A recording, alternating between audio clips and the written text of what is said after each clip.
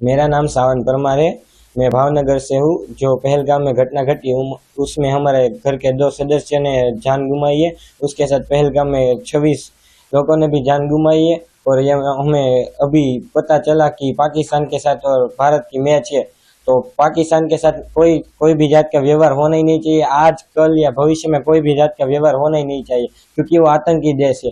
और आपको मैच खेलना है तो मुझे मेरा भाई 16 साल का है, उसने इतनी गोलियां खा के देश के लिए जान दी, तो मुझे मेरा भाई दो तो फिर आप मैच खेलना। मैच खेली जा रही है तो आप क्या करेंगे उसके लिए? ऑपरेशन सिंदूर ये सब हुआ था और अभी मैच खेली जाएगी, क्या है? ऑपरेशन सिंदूर नाम के जो मोदी जी ने जो मिशन चलाया था उसमें पाकिस्तान पे हमला किया गया था, और कई इंडिया के आर्मी मैन भी शहीद हुए।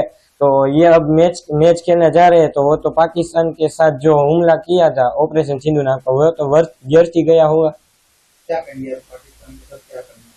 पाकिस्तान के साथ कोई भी जात का व्यवहार रखना ही चाहिए नहीं चाहिए। आजकल या भविष्य में किसी भी जात का व्यवहार होना ही नहीं चाहिए, चाहे फिर या गेम ही क्यों ना हो, कोई भी जात का व्यवहार होना ही नहीं चाहिए पाकिस्तान के साथ।